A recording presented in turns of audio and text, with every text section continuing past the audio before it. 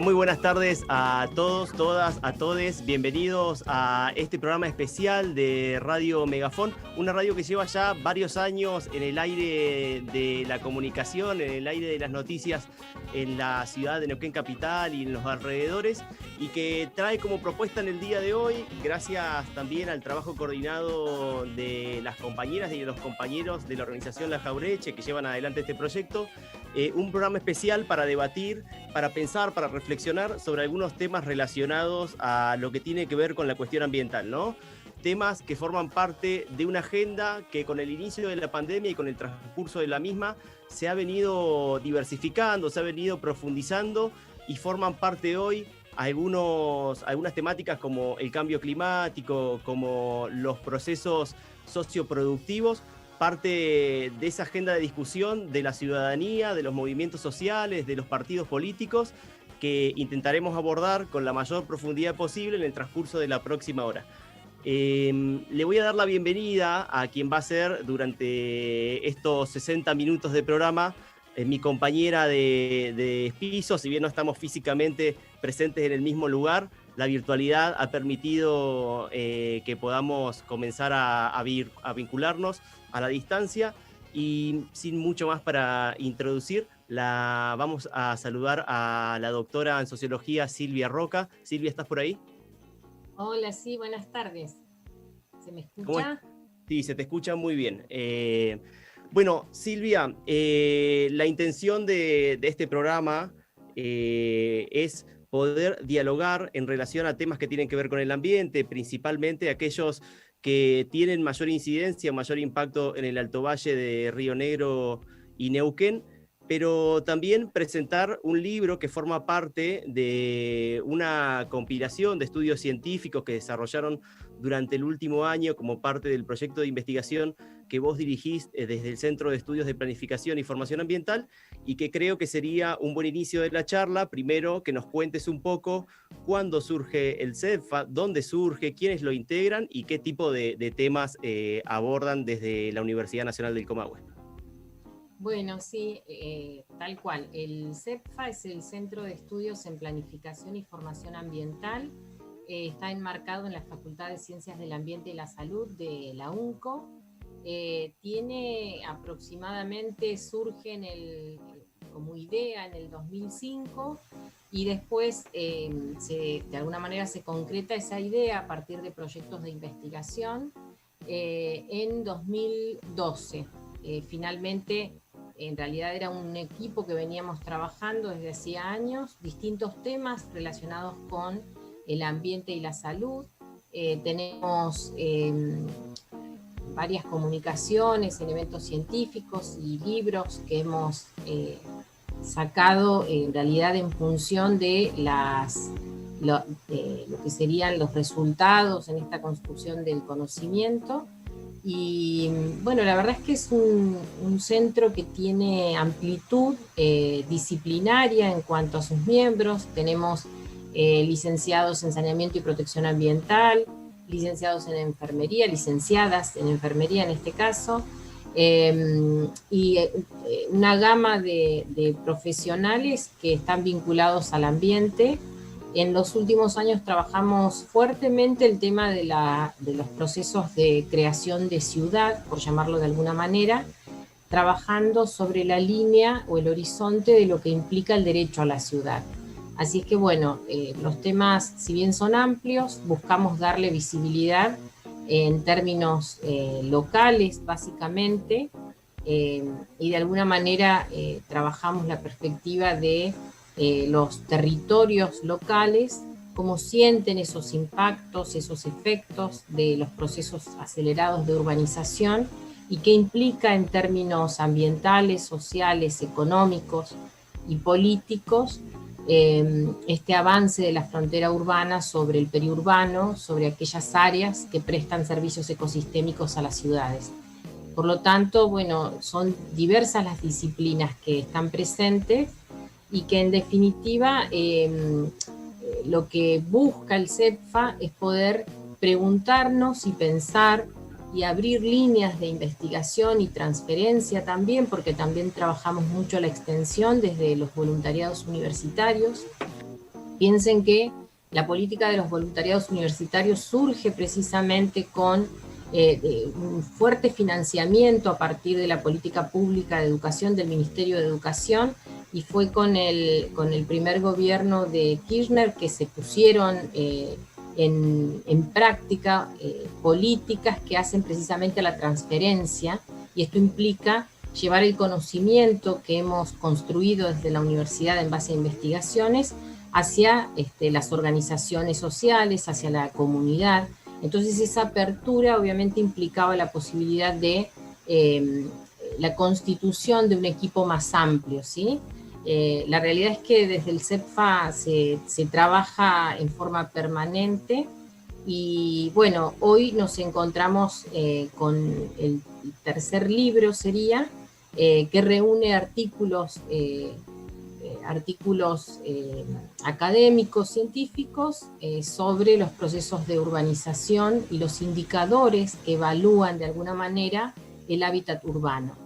Así es que bueno, es una experiencia muy rica que nos ha permitido concluir con este texto científico que hemos, también tenemos el honor de que cuenta con el prólogo del actual ministro de Ambiente y Desarrollo Sustentable de la Nación, Juan Cabandier, con lo cual realmente para nosotros es muy importante porque de alguna manera hicimos foco, pusimos énfasis en lo que sería la gobernanza ambiental. Hablar de gobernanza ambiental implica hablar de política ambiental, implica hablar de política pública, implica hablar de tensiones políticas también y básicamente cuál es el posicionamiento ético-político de quienes dirigen, quienes conducen, quienes gestionan las diversas áreas del Estado.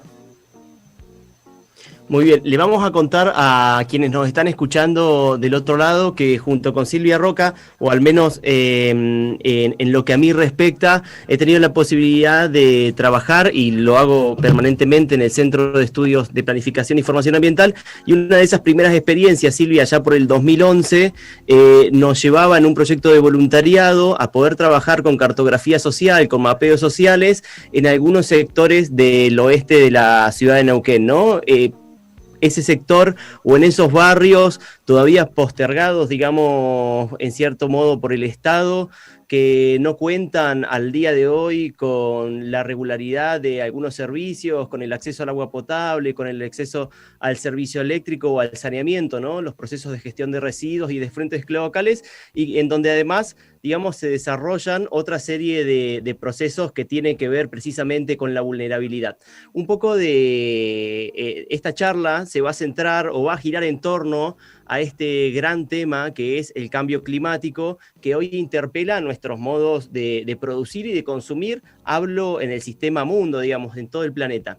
Yo quería hacerte una pregunta como un disparador para poder ir pensando de aquí en adelante si el ambiente es algo que está escindido de la cuestión social, o si la vulnerabilidad o si las personas debieran estar en el centro o en el eje de las discusiones que tienen que ver con el ambiente y en tal caso con esos pasos que tenemos que seguir para salir de un esquema de desarrollo y transitar hacia otro.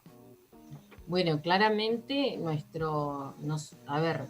es una pregunta que es fundamental hacérsela, y sobre todo pensando en la audiencia. En primer lugar, me parece clave eventos tantos culturales como académicos, sociales, y bueno, el caso de la mediación a través de la comunicación es central para llegar a la población. El ambiente no está escindido de lo social ni de lo económico, y por eso es que a nivel mundial ya hay un consenso claro en pensar en esta combinación de lo socioambiental. ¿Por qué? Porque no podemos hablar de un ambiente que está completamente puro, completamente, sin relación con lo social. O sea, cuando se habla de procesos antropogénicos, en realidad estamos hablando de procesos de intervención de los seres humanos sobre un medio natural, y ese medio natural se va adaptando en función de las sinergias que aparecen y de la resiliencia, que serían estas capacidades de adaptación, ¿sí? Y de encontrar de alguna manera esa convivencia entre el ambiente y la sociedad. Entonces, si bien a modo de esquema se habla del ambiente y se lo define, ¿sí?, como ese conjunto de procesos, ¿sí?, físicos, naturales, el suelo, el agua, el aire, y la combinación, obviamente, en un marco ecosistémico, donde claramente podemos nombrarlo, nominarlo, utilizarlo, pero básicamente está en directa relación, obviamente, a esos usos que hacemos, ¿sí? Entonces, el ambiente es un sistema donde no podemos separar, ningún proceso se puede separar. Por eso es clave pensarlo de manera compleja, en términos de cómo funciona esa integralidad. Entonces, lo que podemos hacer, sí, es tomar algunas partes para poder entenderlas, para poder explicarlas, para poder investigarlas, pero la realidad es que no podemos escindir ese todo. Por eso es que cuando se habla de cambio climático, se habla de un proceso global. Ustedes piensen que el cambio climático tiene que ver con las actividades que hacemos los seres humanos, ¿sí? Con el uso que hacemos del suelo, del agua, del aire, con los procesos de industrialización. Entonces, si nos ponemos a pensar, el cambio climático, ¿qué es? ¿Qué implica? Bueno, implica que las actividades de los seres humanos, ¿sí?, de las sociedades, han sido desarrolladas de tal forma, ¿sí?, utilizando determinadas materias primas, que eso ha generado una suerte de distintos procesos biogeoquímicos que hoy llevan a que, cuando se habla del efecto invernadero, ese calor queda condensado y queda atrapado en las capas que tiene la atmósfera, por decirlo de alguna manera. Entonces, como es un sistema, si la actividad es en China, en Estados Unidos, en Argentina, en realidad el proceso se desarrolla a nivel planetario, con lo cual hablar de cambio climático implica hablar de un aumento de la temperatura a nivel global. Ahora bien, ese aumento de la temperatura, lo que va a hacer o se va a sentir es en el plano de los territorios locales, ¿sí?, en el plano de los territorios concretos.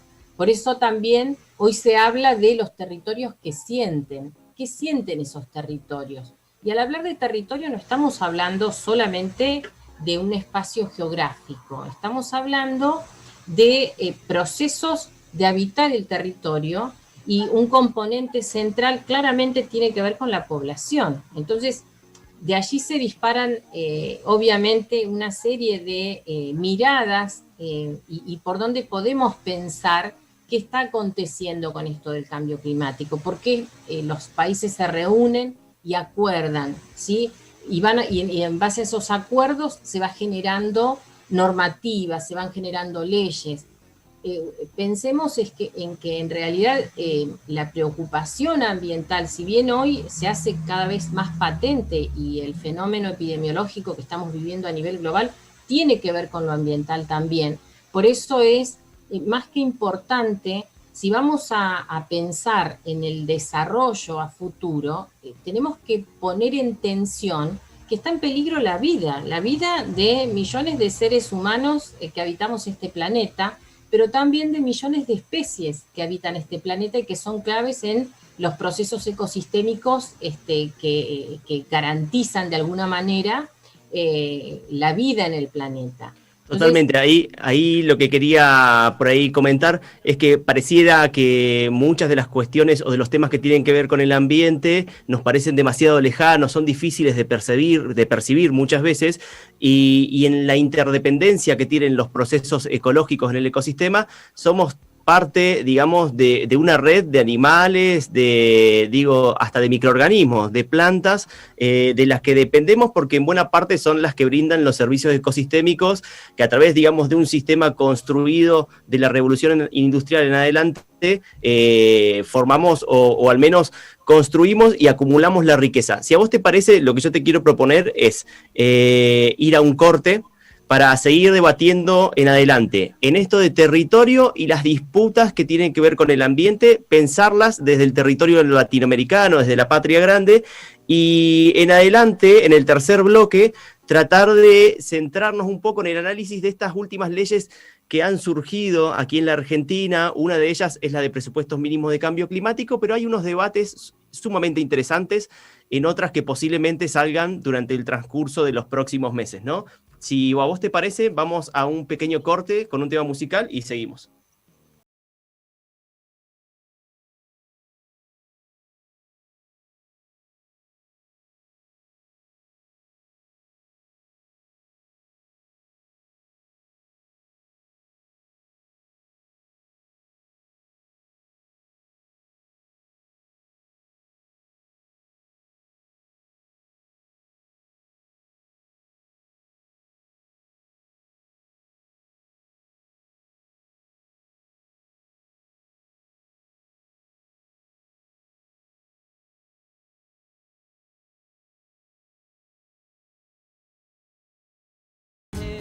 Cuando la fija es la censura, damos aire para decir.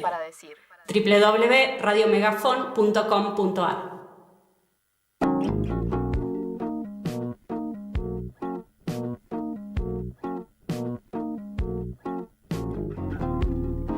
Bueno, segundo bloque de este programa especial, en la presentación del libro Ciudades Sustentables en el Alto Valle, del Centro de Estudios Patagónicos, del Centro de Estudios, en Planificación y Formación Ambiental de la Universidad Nacional del Comahue, con la doctora Silvia Roga, que nos acompaña. Y quería empezar este segundo bloque, Silvia, recordando que luego del 10 de diciembre, con el cambio de gobierno que lo puso Alberto Fernández a cargo de la presidencia, a los pocos días se sancionó en el Congreso de la Nación una ley que tiene que ver un poco con lo que estamos hablando, que es la Ley de Presupuestos Mínimos para la lucha contra el cambio climático, ¿no? Que tiene que ver un poco con las estrategias de mitigación y de adaptación, y también la de la reducción de los gases de efecto invernadero, que va a llevar adelante el gobierno nacional en articulación claramente también con la política internacional, que va a transitar o transita desde hace ya varias décadas en este sentido.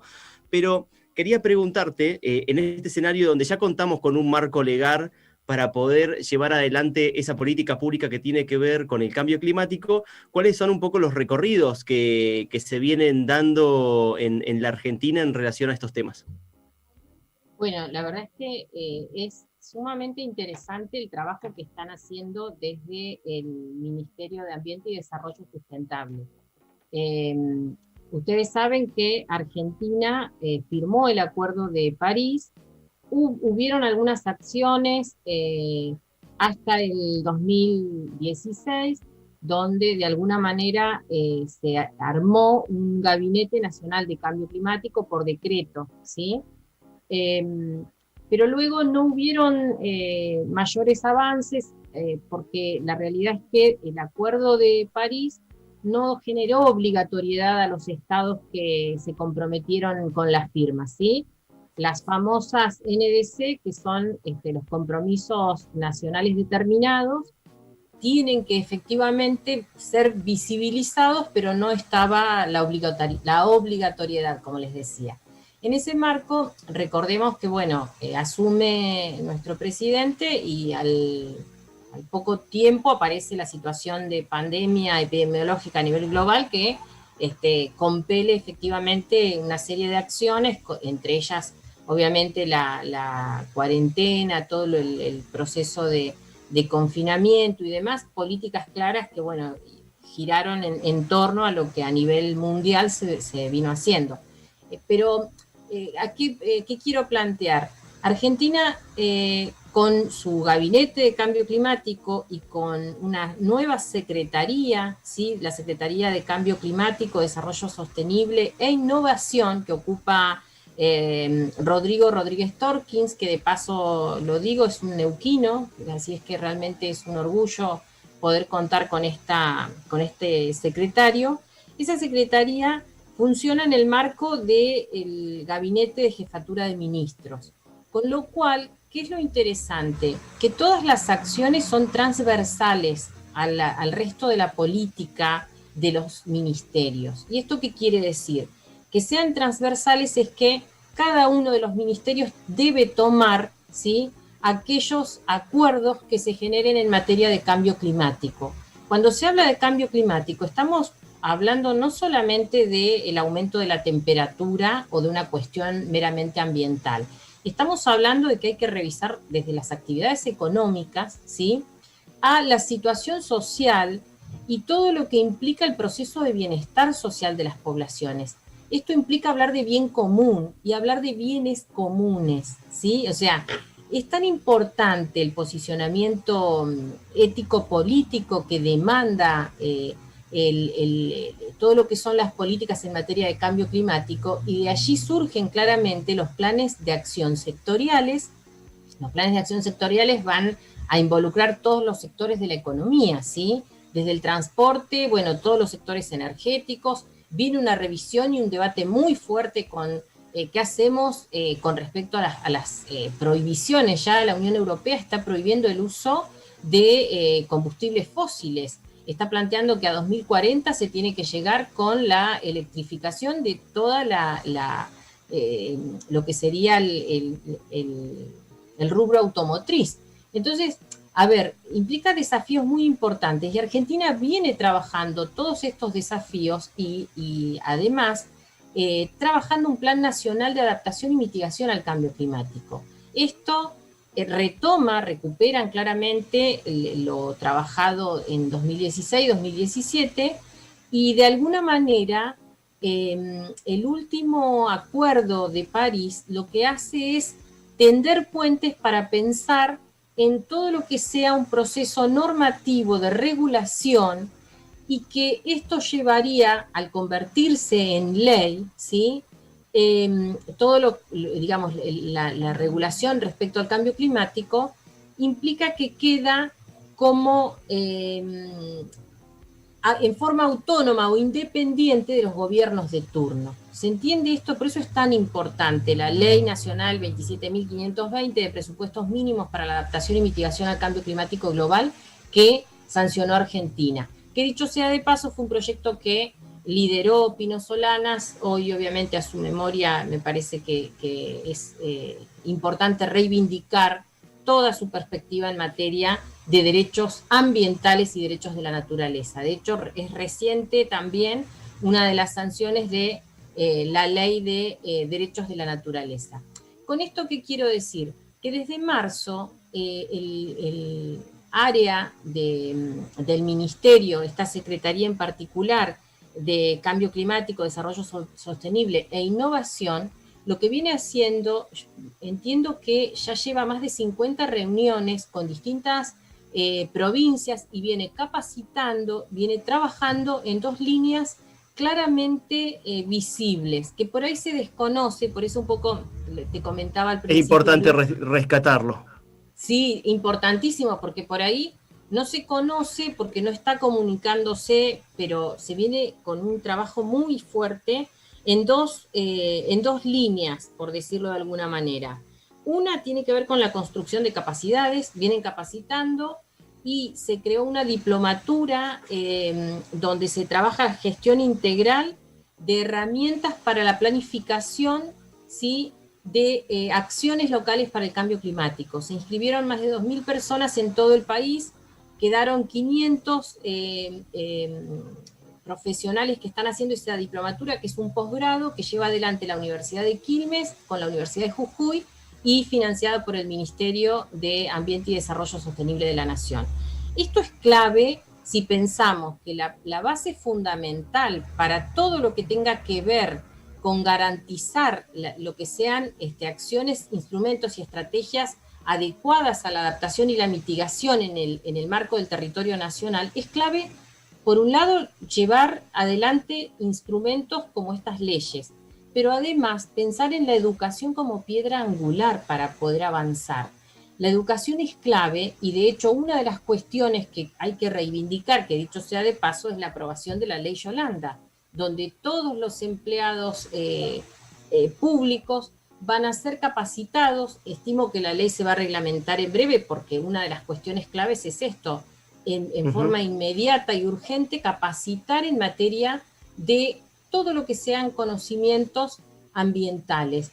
Forman parte de deben formar parte de nuestra vida cotidiana. Entonces, en ese marco hay que destacar lo que se viene haciendo realmente es que forma parte de la preocupación de este gabinete en cambio climático, pero que son acciones concretas las que se están llevando adelante. Y además vienen acompañando y asesorando en la promulgación de estas leyes. Lo último que se está trabajando es una ley federal de educación ambiental. Esto implica que el ambiente va a formar parte transversal de la currícula, ¿sí?, de los planes de estudios.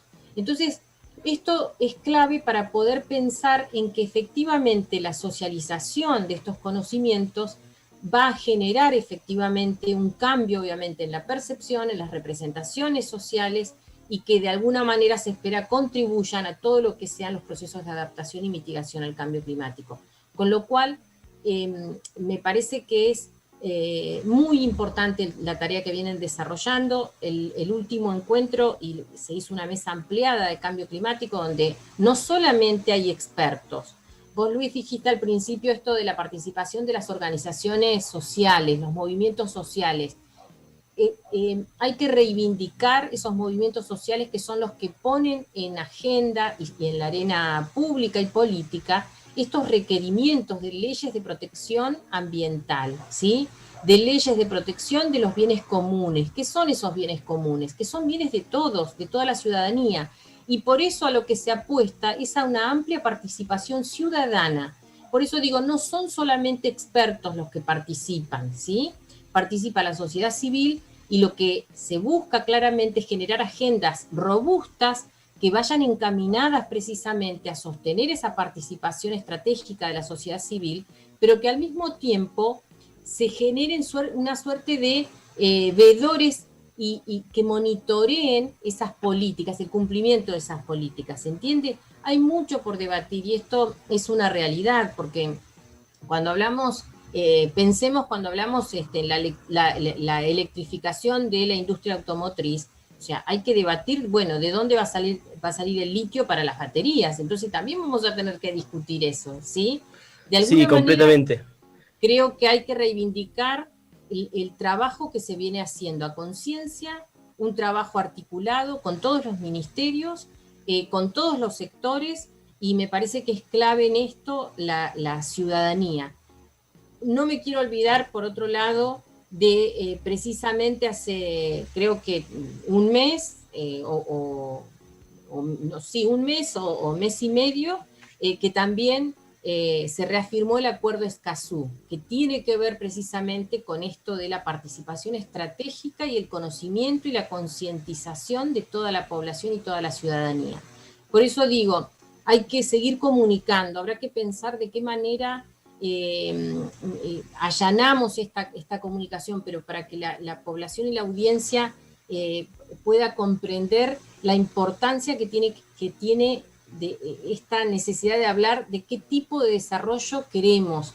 Un desarrollo que sea inclusivo, un desarrollo donde quepamos todos, un desarrollo donde realmente se pueda hablar de soberanía alimentaria, de soberanía energética, de un ambiente donde realmente el agua sea más valiosa que el oro. O sea, estas cuestiones son claves ponerlas en debate. Y me parece que desde marzo se viene trabajando muchísimo, se viene trabajando además interpelados por cuestiones tremendas, gravísimas, como fueron los incendios que se sabe que tienen una intencionalidad de rentabilizar esas zonas. Entonces hay como mucho por seguir trabajando, pero se está imponiendo esta necesidad de que, por ejemplo, en el caso de las ciudades, empiecen a pensar en soluciones basadas en la naturaleza, soluciones basadas en las comunidades, soluciones basadas en ese diálogo de saberes que necesitamos recuperar.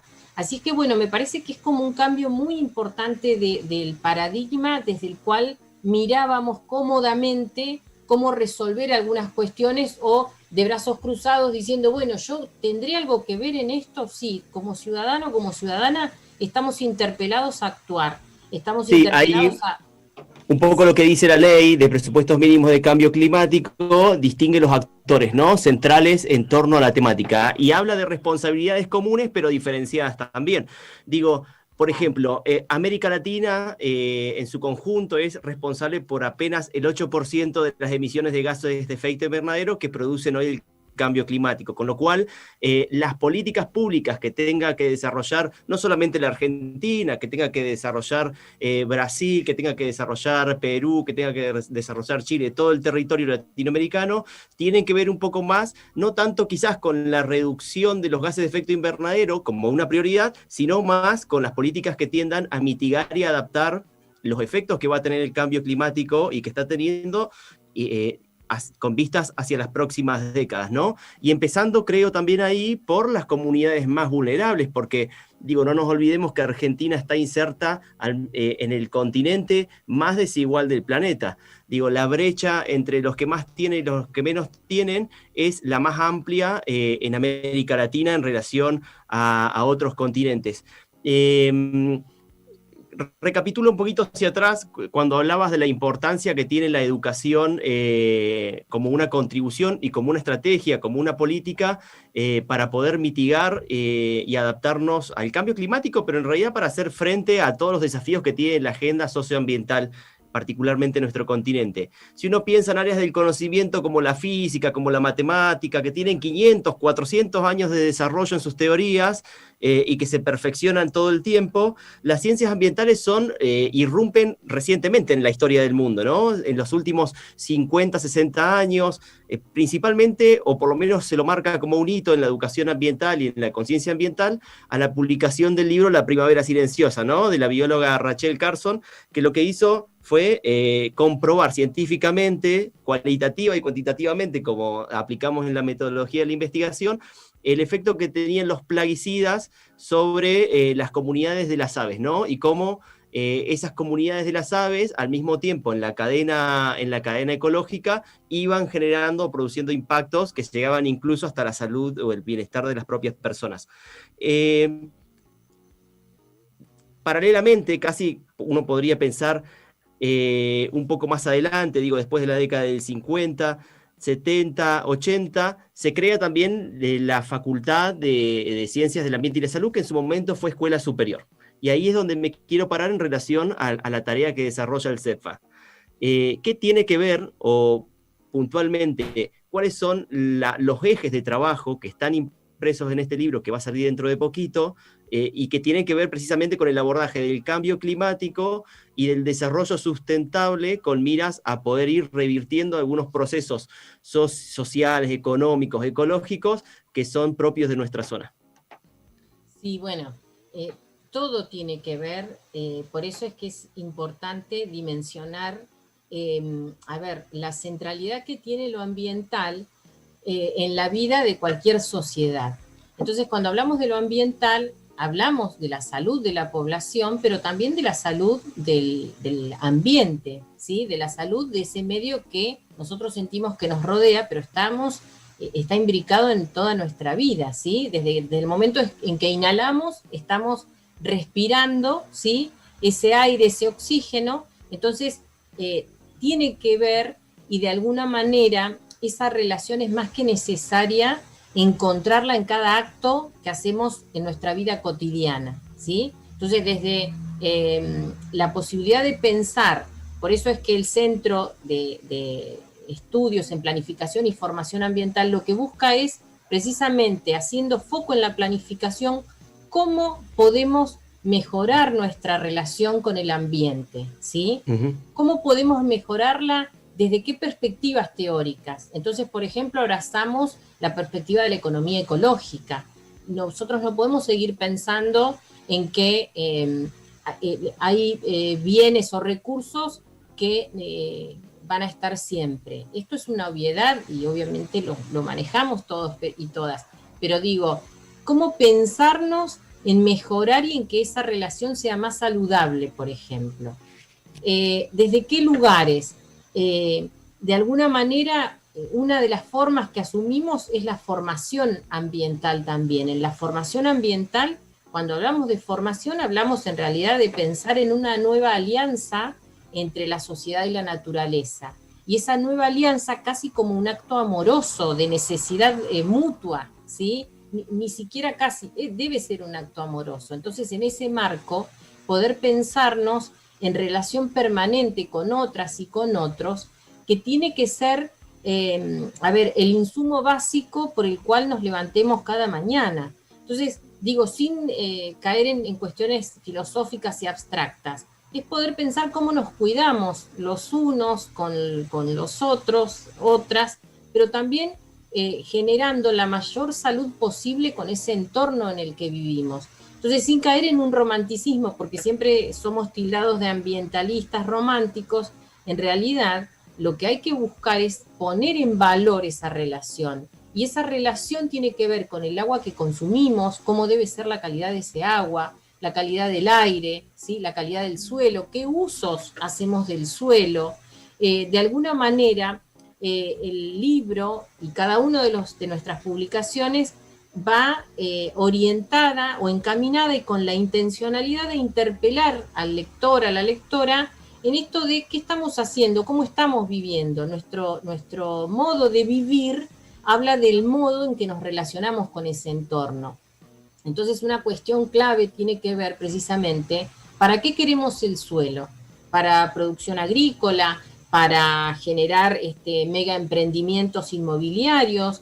Digo, hay como una forma de pensar que tiene que ver con esto de plantearse preguntas claramente, ¿sí? ¿Qué necesidad tenemos de seguir acumulando si no sabemos si lo vamos a poder disfrutar? Digo, quienes acumulan, ¿sí? Entonces, por ejemplo, Saskia Sassen, que es una socióloga argentina que vive en Holanda, comentaba en una de las entrevistas que le hacían, hoy en los países nórdicos está de moda, ¿sí?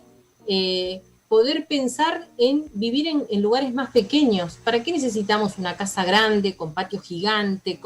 Dice, es más, acá o es un disvalor tener más de un vehículo familiar, se privilegia el uso de la bicicleta. Digo, miremos los países nórdicos respecto a estas cuestiones, porque nos están hablando y nos están dando indicios y nos están diciendo, bueno, me parece que van por el lugar equivocado. Y vos un poco, Luis, traías esto, nuestra América Latina, ¿sí?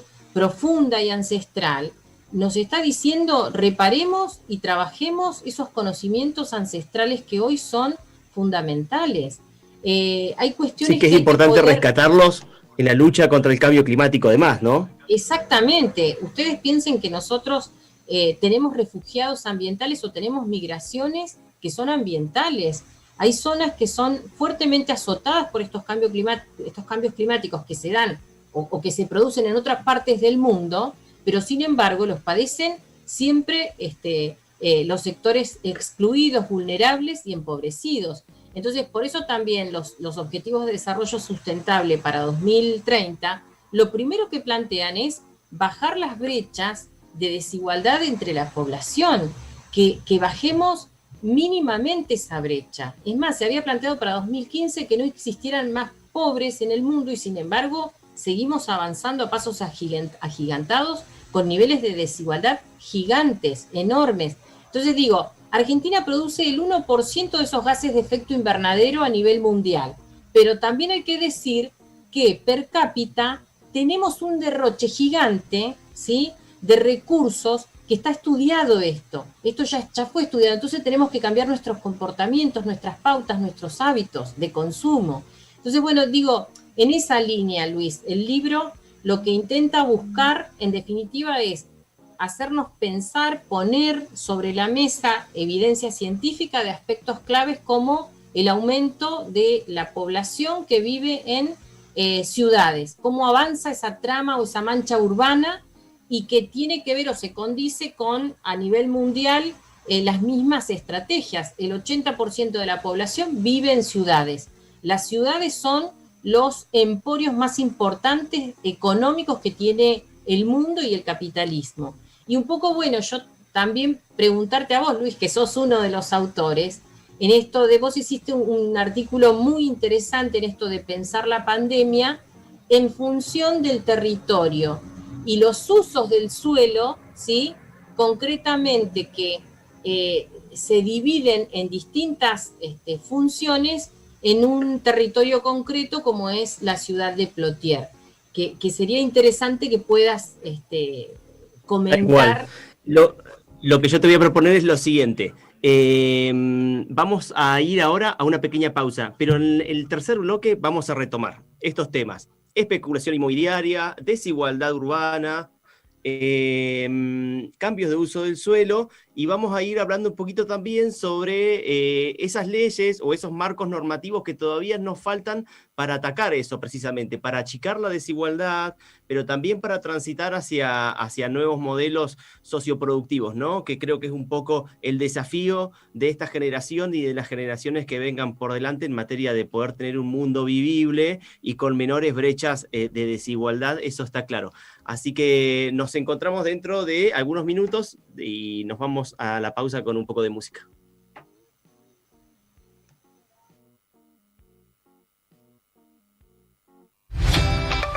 Megafon. ¿Sabías que nos podés ayudar a sostener esta radio al aire? Llegó el momento.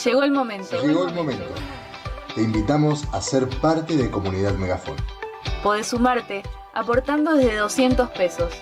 Busca el botón de pago en nuestras redes sociales o preguntale a tu amigo megafonero más cercano. Por una comunicación libre, inclusiva, diversa y coherente. Quédate de este lado de la mecha. Y sumate a Comunidad Megafon. Y sumate a Comunidad Megafon. Radio Megafon. Tensionar, deconstruir y reinterpretar el sentido común es nuestro objetivo.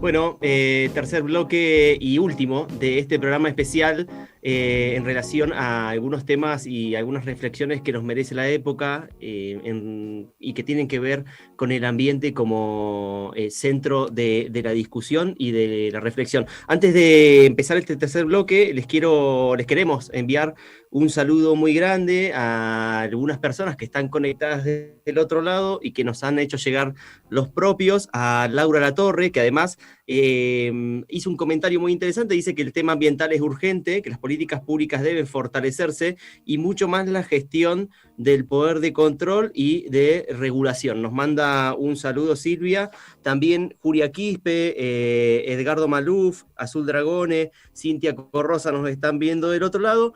Y nosotros, junto con Silvia, queremos, agradecer enormemente el espacio que nos brinda Radio Megafón para poder charlar brevemente de algunas cuestiones que son urgentes y que hemos estado viviendo durante los últimos meses, pero en especial a Pía Ortiz, a Nicolás Filipponi y a Jimena González, que del otro lado de este estudio están haciendo su trabajo para que sea posible cumplir con ese objetivo y con ese propósito. Y con quien seguramente podremos pensar más adelante hacia una Agenda 2021 con algunas otras propuestas que tengan que ver con la cuestión ambiental y con avanzar en construir ciudadanía con conciencia ambiental, entre otros temas. Vos habías hablado casi sobre el cierre del segundo bloque sobre los procesos de cambio de uso del suelo y del avance de la frontera urbana que tienen algunas ciudades de la Argentina, pero que se ve particularmente con una tasa de crecimiento muy alta en la zona del Alto Valle o en la zona de la confluencia, ¿no? En el área metropolitana. En ese sentido, uno de los capítulos que forma parte del libro, que Silvia va a ahondar ahora más en otros detalles, tiene que ver con los procesos de cambio de uso del suelo que se dieron en los últimos 30 años en la ciudad de Plotier, ¿no? Una ciudad que tuvo un crecimiento entre 1984 y el 2020 de un 240% de la población, algo similar, una tasa similar a la que experimentan ciudades como Neuquén Capital, Centenario, y del otro lado del puente, del otro lado del río Neuquén, hace lo propio Cipolletti y otras ciudades alrededor del Alto Valle del Río Negro y Neuquén, y que son crecimientos poblacionales que van acompañados también de un crecimiento en el uso del suelo, ¿no? Digamos, de un uso definido, transformarlo a un uso urbano, porque claramente las ciudades crecen, la población aumenta, y hay que, de un modo o de otro, avanzar sobre también las urbanizaciones para que se pueda vivir. En ese sentido, Plotier lo que tiene, y algo estamos avanzando también en analizar procesos similares en otras ciudades, es que del 84 hasta la actualidad creció a una tasa el uso del suelo del 600%, y eso significó una pérdida de suelo productivo principalmente, pero con afectaciones también en otros ambientes como los bosques de ribera y también como la vegetación arbustiva de monte, de casi 2.000 hectáreas de un ejido que tenía apenas 500 hace algunas décadas atrás. Esto tiene o genera, a mi entender, una de las tensiones principales en las discusiones económicas, políticas y ecológicas que hacen al Alto Valle. Porque el boom de Vaca Muerta, si se quiere, o ese desarrollo productivo que viene perfilando la provincia desde hace varias décadas, es en definitiva el motor de ese crecimiento, ¿no? Ahora es un crecimiento que se da a costa de perder el suelo que tiene capacidad de producir alimentos en un enclave productivo como es el Alto Valle de Río Negro y Neuquén, que está emplazado en el medio de un desierto, porque, digo, no nos tenemos que olvidar que a excepción de los bosques andinos patagónicos que están sobre el borde de la cordillera de los Andes, la Patagonia en general es territorio desértico, es estepa patagónica, es monte, digamos, las condiciones climáticas son bastante hostiles, lo han sido siempre, y el desarrollo de este enclave productivo, que tiene ya más de 100 años desde las construcciones de las redes de irrigaciones que se fueron haciendo y que posibilitaron también producir en medio de este desierto, hoy se ven avasalladas sobre el avance del mercado inmobiliario, con escasa regulación en algunas localidades, que es también materia de análisis de ese capítulo de un libro en el que yo quiero preguntarte, como parte de ese libro. Bueno, primero, si sabemos cuándo va a salir, digo físicamente, si lo vamos a tener para cuando dejemos la pandemia atrás. Y segundo, bueno, pedirte que nos cuentes un poquito más de ese compilado y cuál es el próximo proyecto del Centro de Estudios de aquí en adelante. Bueno, el libro, vieron, con el tema de la cuarentena se retrasó todo, estaba listo ya en, creo que fines de julio, y estimo que tiene que estar en breve en manos del público, porque, bueno, está esperando, está a la cola de otros libros, ¿sí? Pero básicamente el libro lo compilamos con Angelina Illescas, que es especialista y docente e investigadora de la Facultad de Ciencias del Ambiente y la Salud y codirectora del proyecto que dirijo. El texto se llama Ciudades Sustentables en el Alto Valle, la mirada ambiental desde indicadores para la evaluación del hábitat urbano, con lo cual hay todo un trabajo muy intenso sobre cuestiones que tienen que ver con las transformaciones territoriales, esto que vos decías, la metamorfosis a partir de los usos del suelo, el análisis de los procesos de elitización y gentrificación, que si bien son similares a los acontecidos en otras ciudades, focalizamos en el Alto Valle, y en esto, como vos decís, Luis, hay un polo de atracción fuertemente orientado hacia la explotación hidrocarburífera, y eso genera un movimiento de población importante que se radica en la zona para desarrollar tareas ligadas al petróleo, pero también para otras actividades de servicio. Entonces, es como importante la presión sobre los servicios de saneamiento de las ciudades, pero también la ausencia de la mirada planificadora necesaria de cómo se va a ordenar o a organizar ese territorio. Entonces, en este libro hay participaciones de una becaria CONICET, que es Micaela López, el equipo que dirige Leonardo Datri, acompañado por Luciano Boyero, Juan Lecouna, Vanessa Herrera y Tamara Canay. Hay un texto de Leonardo Jacus también, que hace un análisis comparativo de los conflictos en Campana Mahuida y Vaca Muerta, cómo la productividad territorial, institucional y jurídica de los conflictos socioambientales aparecen con fuerza en el territorio de la provincia de Neuquén. Hay un texto de Silvina Pedernera, que es profesora de geografía y doctoranda también de doctorado en geografía, sobre extractivismo hidrocarburífero en la Norpatagonia y sus efectos en el ambiente. Hace un estudio de caso de la zona de Barda del Medio, en Río Negro. Luego participa Desiree Pesulo, Marcela Schlenker, con un artículo sobre evaluación de indicadores de contaminación microbiana en el río Limay, un estudio de caso en el tramo Semillosa-Plotier. Tenemos un texto sobre salud colectiva en nuevos contextos ambientales, desafíos disciplinarios enfermeros, escrito por Graciela Andión y Cristina Carvajal. Ahí la línea de la salud colectiva es central, porque es reivindicar procesos de salud colectiva que tienen que ver con conocimientos y saberes populares. Entonces, de alguna manera ponen en tensión esta cuestión en el territorio, o en estos nuevos territorios, entre comillas, ¿sí? Luego hay un texto sobre control de electrosmog en la ciudad de Neuquén, construcción de curvas de nivel de radiación no ionizante para la descripción de la contaminación electromagnética, que desarrollan los ingenieros Elizondo y Daniel Simone, junto a una tesista que es Miriam Maldonado. Todo lo atinente a radiaciones no ionizantes tiene que ver con las ondas electromagnéticas que emiten básicamente las torres y todos los artefactos eléctricos, desde nuestro celular al televisor y a lo que se les ocurra. Entonces hacen como la medición de esos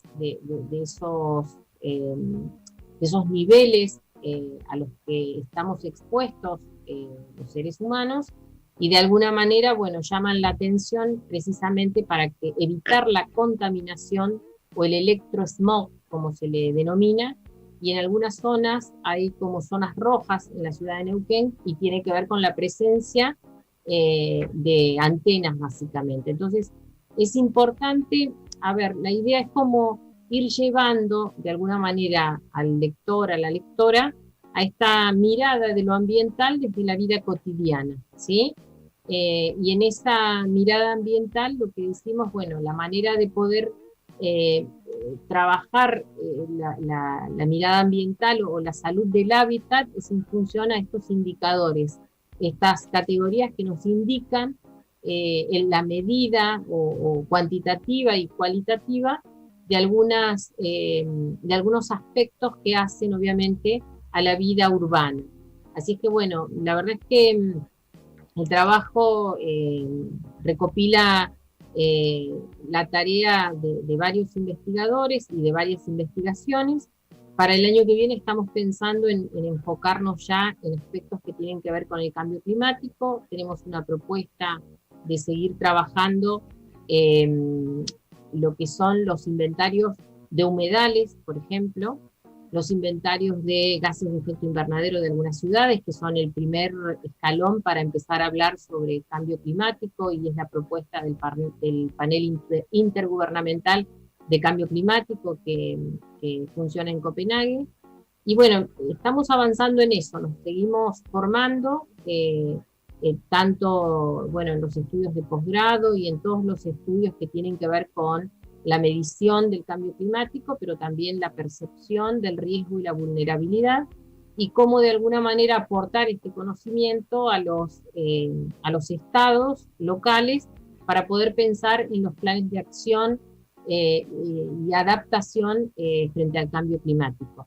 Así es que bueno, entendemos que el tema da para mucho, hay métodos y herramientas que están ya probadas y son las que se están utilizando en todas partes del mundo, con adaptaciones claramente a los territorios concretos, pero entendemos que bueno, es inminente esta línea de investigación, y de hecho yo siempre digo, las preguntas de investigación llegan a nosotros porque se las están haciendo en otros lugares también. En esto lo que quiero decir es que el conocimiento es una construcción social, colectiva, y debe seguir siendo, obviamente, debe estar disponible para todos aquellos y aquellas que obviamente necesiten de ese conocimiento para mejorar su calidad de vida. Así que bueno, en esa línea seguiremos trabajando. Bueno, Silvia, estamos llegando ya casi al final del programa, son las 9:15, empezamos unos minutos retrasados después de las 8. Habíamos dicho que el programa iba a durar 60 minutos. La verdad que hablar de ambiente es, en definitiva, hablar de la complejidad misma, ¿no? Y hablar de ambiente implica también aceptar tensiones que no tienen una solución inmediata, pero que necesitan ser debatidas de manera colectiva, de manera diversa, de manera plural, lo más ampliamente posible, porque en definitiva es desde allí, desde donde es el punto de partida para poder empezar a transformar, ¿no? Esos procesos que hoy van en contra de esos recursos, de esos bienes comunes, deteriorando la calidad, disminuyendo su cantidad, erosionando y degradándolos, y en definitiva impactando de manera directa sobre las comunidades, y en especial, como sabemos, las comunidades más vulnerables son los más pobres, y las más pobres los que más padecen los efectos de un sistema económico que concentra mucha riqueza en pocas manos y distribuye desigualmente el resto. Con lo cual, cualquier tipo de discusión que tiene que ver con el ambiente también tiene que disputar sentidos en torno al modelo económico que estamos sustentando, en torno a esos proyectos políticos partidarios que también sustentan determinados modelos económicos. Vimos en la Argentina durante las últimas semanas discusiones que fueron trascendentales, no solamente por el contexto que estamos viviendo, que es el contexto de la pandemia, sino que van también avanzando sobre un tema que es la redistribución de la riqueza, y otros que quedan en agenda seguramente para el año que viene, puntualmente con la modificación de la ley de fuego, de manejo del fuego, para limitar el uso inmobiliario de los presupuestos mínimos de los humedales, que vos bien lo mencionaste, y que son centrales también como para las estrategias de mitigación de esos efectos que el cambio climático va a tener durante las próximas décadas. De mi parte, agradecerte el tiempo, la predisposición, invitarte a que, bueno, puedas replicar y escuchar la radio también de aquí en adelante. Tiene programas realmente muy interesantes. Es una radio de un proyecto colectivo que viene a irrumpir y habilitar el micrófono también a esos sectores que no lo tienen habilitado en la comunicación tradicional, o a esa comunicación construida en la zona, que muchas veces no permite diversificar ni ampliar la mirada sobre algunos temas. Y a quienes nos escucharon del otro lado, a todos y todas, que tengan un buen fin de semana y nos despedimos hasta el próximo encuentro. Muchísimas gracias, Luis, muchísimas gracias a la audiencia y a la radio. Ojalá se hagan muchos programas como este porque ayudan un montón a tomar conciencia y a socializar aquello que venimos trabajando hace más de 20 años, mucha gente. Totalmente. Así será. Hasta luego, hasta la próxima. Hasta luego, muchas gracias.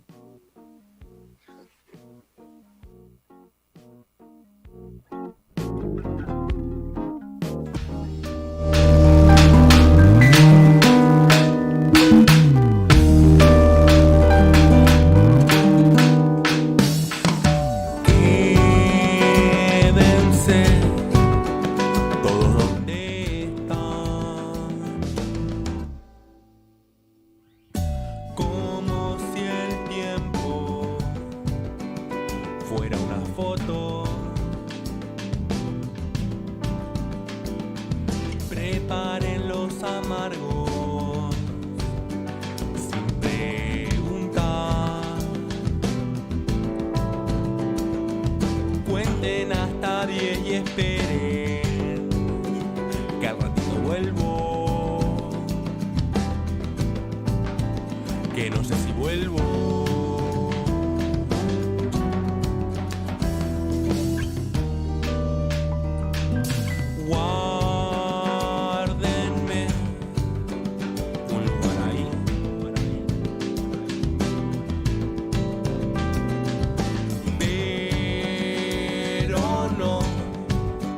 Pero no me esperen.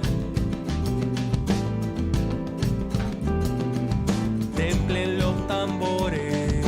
Toquen si un candombe. Preguntar. Dense unos abrazos, quiéranse. Cuenten algo bueno. Que no sé si vuelvo.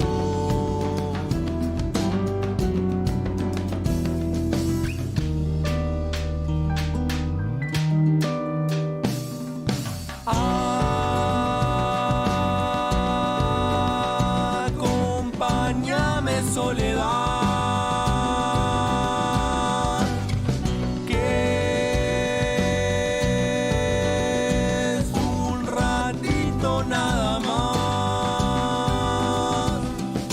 Si después me siento solo y no lo busco en mambo mío, pero deteneme el tiempo, que un suspiro sea eterno, que el viento me abrace.